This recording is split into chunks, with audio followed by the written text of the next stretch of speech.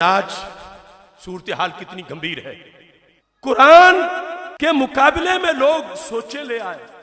ہم کہتے ہیں قرآن یہ کہتا ہے, وہ کہتا ہے ٹھیک ہے قرآن کہتا ہے, مگر میں یہ کہتا ہوں. جہاں بدلنے کا وہ بھی گمان رکھتے ہیں جو گھر کے نقشے میں پہلے دکان رکھتے ہیں. میں کہتا ہوں, میری رائے ہے, آئی تھنک, میں سوچتا ہوں, میرا وزڈم یہ ہے, میرا فیصلہ یہ ہے.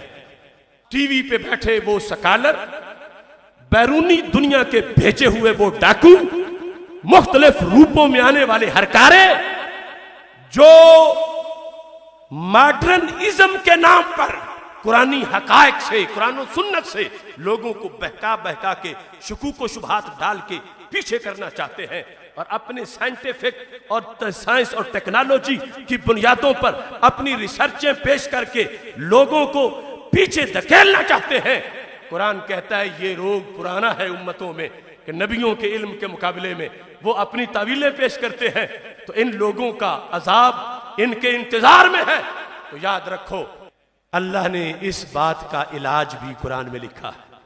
سن لیں وہ لوگ, اگرچہ ہمیں بند کریں یا پابند کریں, لیکن ہم قرآن پڑھنے سے باز نہیں آئیں گے. قرآن نے اس ساری بیماری کا ذکر کیا ہوا.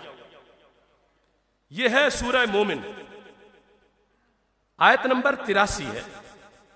اللہ نے اس قرآن میں پہلی امتوں کا ذکر کیا.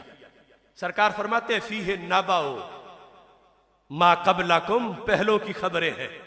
تو اس لیے ہے کہ وہ ڈوبے تھے جس طرح, تم نہ وہ کام کرنا.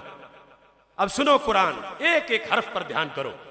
اللہ فرماتا ہے رب ذوالجلال, فلما جاءتہم رسلہم بالبینات, جب آئے ان قوموں کے پاس ان کے رسول بالبینات, روشن دلیلیں لے کر, بڑے بڑے معجزات لے کر, علم لے کر, اللہ کے احکام لے کر ان کے پاس ان کے رسول آئے, تو کیا چاہیے تھا؟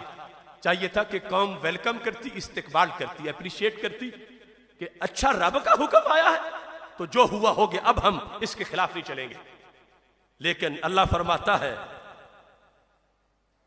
یہ روگ ہے پرانا, شیطان کا بیج بویا ہوا, کہ کچھ لوگوں کو اپنی عقل پہ بڑی گھمنڈ ہوتی ہے, کچھ کو اپنی معلومات پہ بڑا فخر ہوتا. تو جب نبی آئے آیات لے کر تو کیا ہوا؟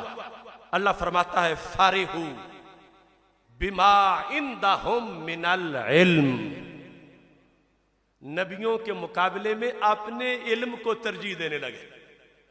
فارحو, خوش ہوئے, بما, اس کے ساتھ, عندہم, جو ان کے پاس تھا, کیا؟ من العلم, ان کے پاس جو علم تھا. نبیوں کے مقابلے میں اپنے علم کی واہ واہ کرنے لگے. ہمیں معلوم ہے, ہمیں پتا ہے, ہم جانتے ہیں, ہم بہتر جانتے ہیں. تو اس آیت نے یہ بھی بتایا کہ ہر علم اچھا نہیں ہوتا.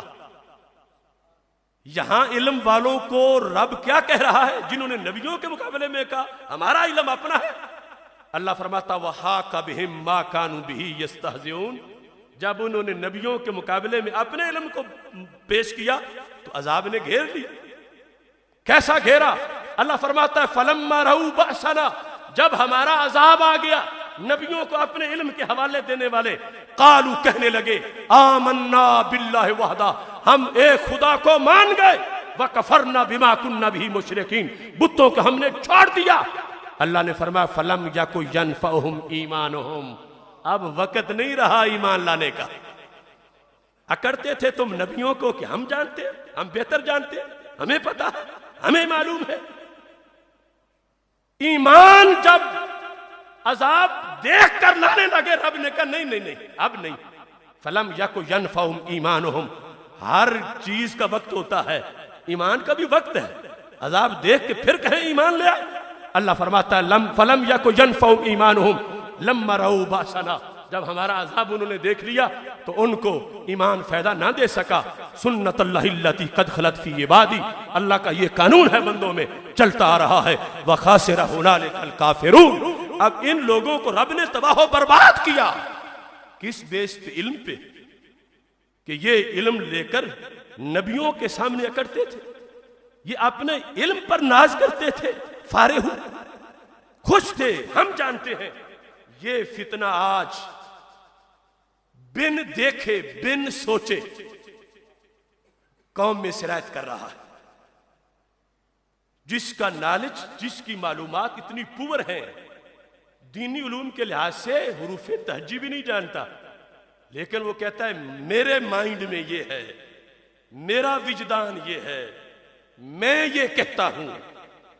قرآن کہتا ہے تیری حیثیت کیا ہے؟ یہ پرانی بیماری ہے لوگوں کی کہ رسولوں کے علم کے مقابلے میں اپنے معلومات پیش کرے، اپنی سوچ پیش کرے، اپنے تجربات پیش کرے. فرمایا عذاب سے نہیں بچیں گے. انسان کا مطلب کیا؟ لا الہ الا اللہ.